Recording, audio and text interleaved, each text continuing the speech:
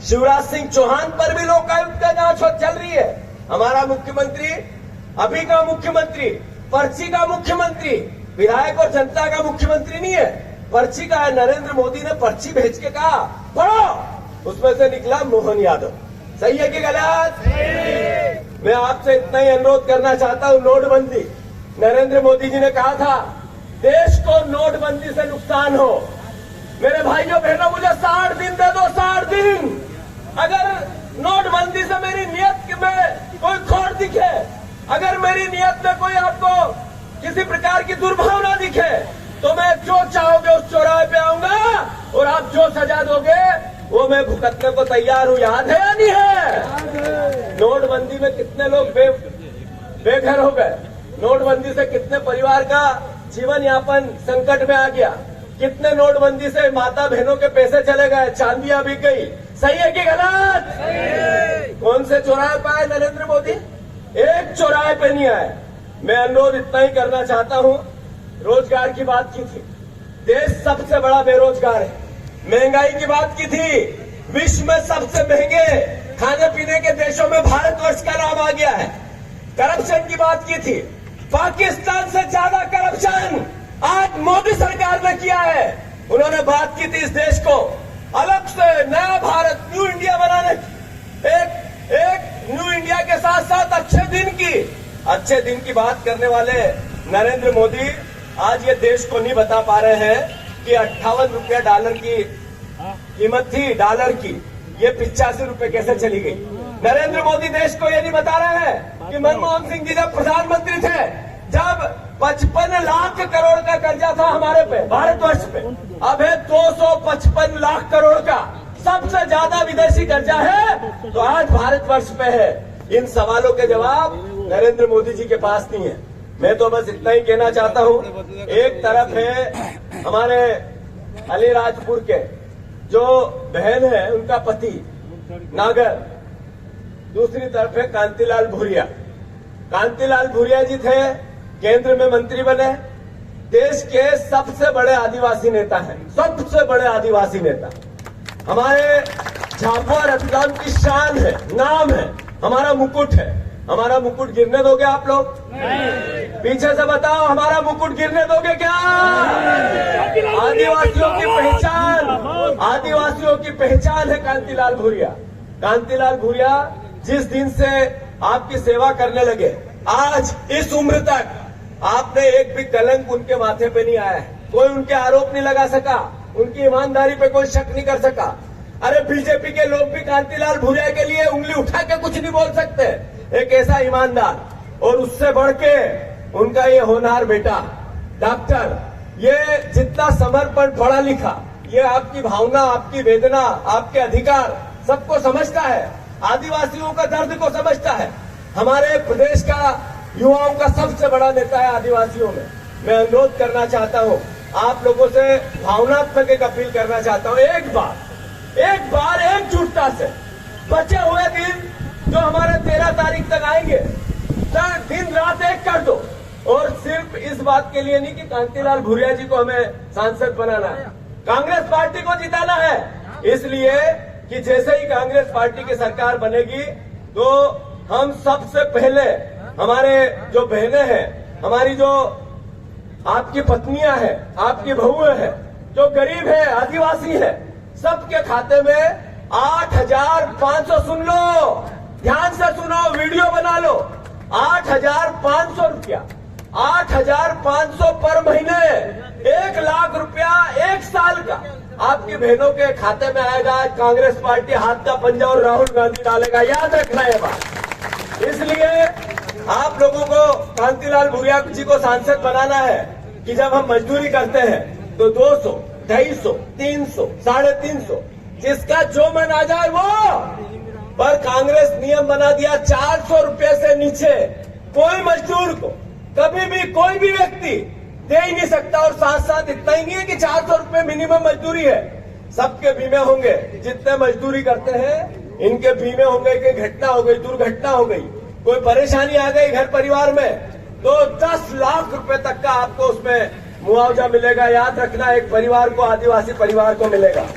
आपको मैं अनुरोध करना चाहता हूं, कि जो युवा है, पढ़ा लिखा है, जिसने ग्रेजुएशन कर लिया, नौकरी नहीं मिली, वो दौड़ रहा है 1 लाख के पदों के लिए, परीक्षा इंदौर में दे रहा है। उन बच्चों के लिए 1 लाख रुपए साल, 8,500 रुपया हाथ का पंजा कांग्रेस पार्टी कांतिलाल भूरिया आपके खाते में डालेगा, बच्चों के खाते में डालेगा। याद रखना, मैं अनुरोध करना चाहता हूं, 30 लाख नौकरियां, 30 लाख, जिसमें ST SC की हमारी जो 1 लाख के पद है, जो पढ़े लिखे बच्चे हैं वो ध्यान रखते होंगे इस बात का, उनकी नौकरियां भरने का वचन हमने ले लिया है। मैं इतना ही कहना चाहता हूं, जो किसान है, कितने भाई है जो किसान क्रेडिट कार्ड लेते, हाथ ऊंचा करो। किसान क्रेडिट कार्ड जिनका भी है, 2 लाख रुपए तक का, जैसे ही पंजे की सरकार बनेगी, भूरिया जी, ये नेता भी सुन लो, किसान क्रेडिट कार्ड सबके एक तरफ से ऋण माफ करेगी कांग्रेस पार्टी, आप लोगों का याद रख लेना। मैं इतना ही कहना चाहता हूं अंत में कि ये सब बातें आपके लिए है, पर होगी कब? जब पंजा जीतेगा। होगी कब? अभी मंत्री है सामने वाला, बीजेपी के पास बहुत पैसा है, पैसे की तो बाढ़ आ गई। 5-6 हजार करोड़ रुपया अभी तक नगद पकड़ा गया, 6,000 करोड़, एक पूरा कमरा भरा जाए इतना नगद पकड़ा गया बीजेपी। इतने पैसे लाएंगे, आपको घर घर देंगे। मैं मना नहीं करता हूं, क्या करना है मैं बताऊंगा नहीं, पर कुछ भी करने के बाद वोट क्या देना है, तो याद रखना, जो अभी भूरिया जी ने नारा लगाया था, देश के प्रधानमंत्री ने 10 साल में क्या किया वो बता नहीं पाते। मोदी जी अब क्या उन्होंने डिलीवर किया।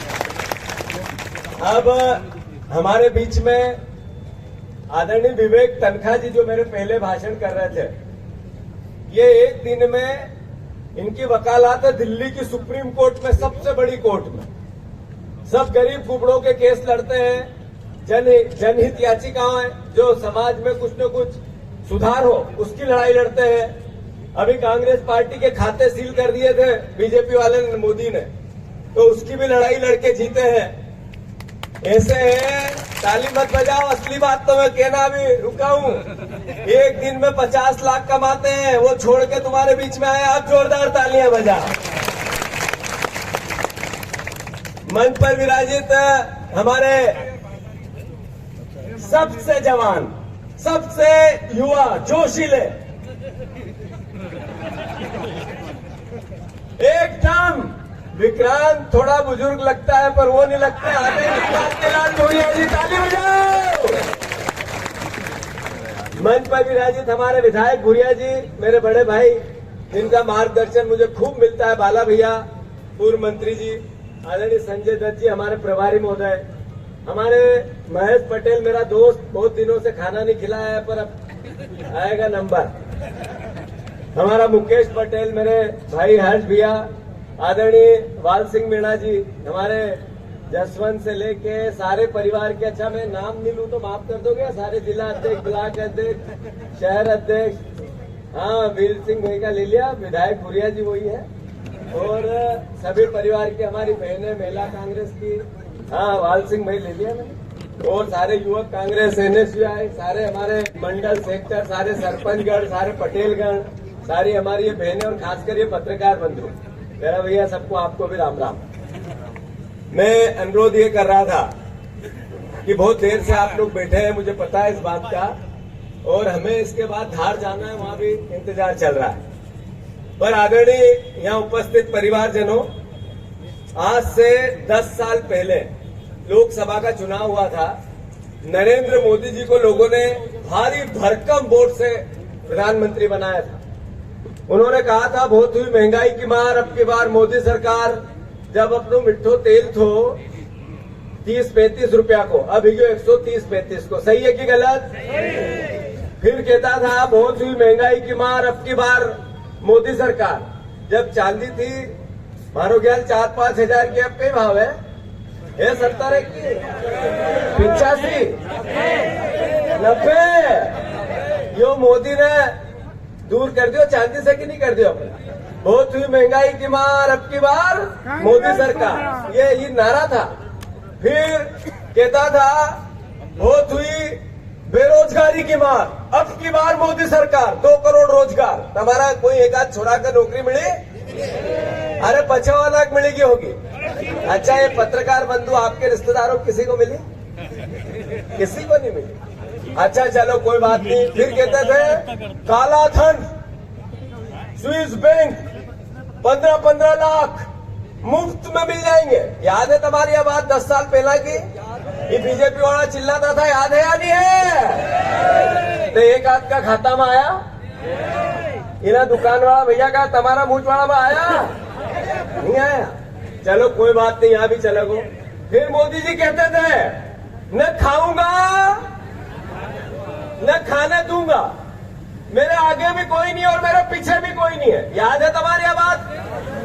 याद है, मतलब भूलो मत ये बात ना। अब नरेंद्र मोदी अपना मुंडा से नहीं बोला। अभी नरेंद्र मोदी जी भोपाल में आए, मैं उनसे 5 सवाल करके आया हूं, फिर दोहरा रहा हूं। अरे मोदी जी, आपने कहा था न खाऊंगा न खाने दूंगा, तो आपको बॉन्ड योजना के अंतर्गत आपकी पार्टी ने लगभग 7,500 करोड़ रुपए खा लिए। आपको बताना पड़ेगा देश को कि आपने जिन पर सीबीआई, ईडी और इनकम टैक्स के छापे लगे, वो गिरफ्तार हुए तब और छूटे तब, सबसे आपने आपकी पार्टी में चंदा लिया। आखिर ये रिश्वत नहीं है तो क्या है? ये उगाई नहीं है तो क्या है? नरेंद्र मोदी जी को बताना पड़ेगा देश को बताना पड़ेगा कि एक कंपनी जिसकी कुल इनकम 181 करोड़, आपने उससे 1100 करोड़ आपकी पार्टी में चंदा ले लिया।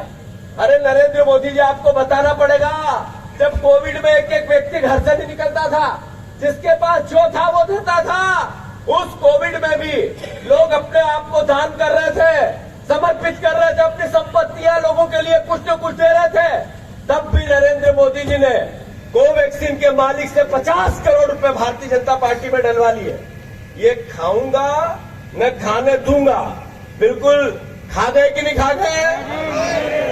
फिर नरेंद्र मोदी जी से हमने दूसरा सवाल किया, करप्शन, भ्रष्टाचार के अगेंस्ट मेरी लड़ाई है, एक भी भ्रष्टाचारी को छोड़ूंगा नहीं, सबको जेल की सलाखों के पीछे पहुंचा दूंगा, वो कोई कितना भी बड़ा आदमी क्यों नहीं हो।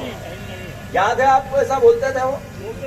141 लोग जो करप्शन के अगेंस्ट, इन पर ईडी और सीबीआई ने छापे डाले, वो कांग्रेस पार्टी के भी थे, अन्य पार्टियों के भी थे, बीजेपी के भी थे, सब बीजेपी में है। सबको जैसे ही बीजेपी में लिया, उनका करप्शन धुल गया। मोदी जी, ये 2 आंखों से आप करप्शन से कैसे लड़ सकते हो? आपकी ऐसी कैसी तलवार जो बीजेपी के करप्ट लोगों पे चलती नहीं है, केवल विपक्ष में चलती है। हमने उनसे सवाल किया, मध्य प्रदेश में आप आ रहे हो, आपको बताना पड़ेगा कि 265 लोकायुक्त के मुकदमे बीजेपी के नेताओं पर और अधिकारियों पर है। आपका लोकायुक्त, शिवराज सिंह चौहान का लोकायुक्त, उनने कार्रवाई की, उसमें से 50 लोगों को सरकार ने बिना मुकदमा लगाए छोड़ दिया, माफ कर दिया। क्यों? आखिर लोकायुक्त गलत था या सरकार गलत थी? ये प्रदेश को पता चलना चाहिए कि नहीं चलना चाहिए। मैं अनुरोध करना चाहता हूं नरेंद्र मोदी से कि मोदी जी, जो 200 से ज्यादा लोकायुक्त के केस आज भी है, वो सरकार अनुमति नहीं दे रही है, तो आपकी ईडी, आपकी सीबीआई, क्या आपकी कोई एजेंसी उस पर कार्रवाई करेगी? दिया देश को, वो बोल नहीं पाते हैं। अब वो क्या बोलते हैं? अब बोलते हैं मांस, मटन, मुसलमान, मंगलसूत्र, घुसपैठिए, ज्यादा बच्चे, माओवादी, अर्बन नक्सल, ऐसी भाषा। विश्व का ग्लोबल नेता बनना, दुनिया का सबसे लोकप्रिय नेता, ऐसी भाषा, शर्म नहीं आती उनको? अरे इस तरह का अगर देश का प्रधानमंत्री सर का मस्तक होता है, देश के प्रधानमंत्री हमारे विरोधी हैं, पर हमारे दुश्मन नहीं है, वो दूसरी विचारधारा के हैं, हम उनसे नफरत नहीं करते हैं, हम उनके विचार के खिलाफ लड़ते हैं। वो आरक्षण समाप्त करना चाहते हैं, हम सब आरक्षण बचाना चाहते हैं। बचाओगे कि नहीं बचाओगे? वो लोकतंत्र समाप्त करना चाहते हैं, हम लोकतंत्र बचाना चाहते हैं कि नहीं चाहते?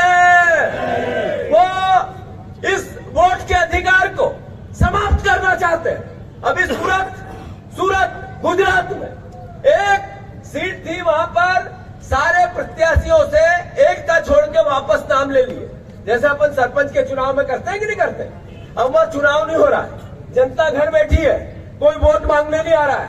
उनने बिना वोट का सांसद सूरत से पहला नरेंद्र मोदी जी ने बनवा लिया है। वो पूरा देश बिना वोट से सरकार बनाना चाहते हैं, याद रख लेना आप लोग। तो आप वोट की सरकार चाहिए या बिना वोट की? बस इस भावना को याद रखते हुए मैं अनुरोध करता हूं कि 75 साल के अमृत महोत्सव के इस साल में हम सब की ड्यूटी है कि लोकतंत्र की रक्षा करें, ये पत्रकार बंधुओं की लेखनी की रक्षा करें, इनके आवाज बने, ये ताकत से लिखते रहे। हम में भी कमी हो तो बताए और बीजेपी की भी कमी बताए, सरकार से सवाल पूछे, विपक्ष को सहयोग करे। इसलिए आप सबकी, हम सबकी जिम्मेवारी है कि हम सब पंजे को जिताएं। विक्रांत भूरिया हट भी है, इधर आ, इधर आ, भैंस भी है, इधर आ, मुकेश इधर आ, तीनों चारों आ। ये सब सगे भाई हैं, एकजुट है पूरी पार्टी, एकजुट एक साथ। कोई भी बीजेपी के लोग कुचुर पुचुर करे तो किसी के कहने में बताना, चाँद पे न पात पे मोहर लगेगी। फिर से चाँद पे न पात पे मोहर लगेगी। याद रखना 13 तारीख को 13 मई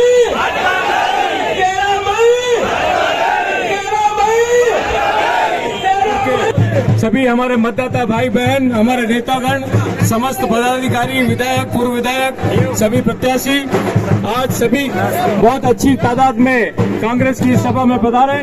आपका सभी का हार्दिक अभिनंदन, स्वागत, आभार।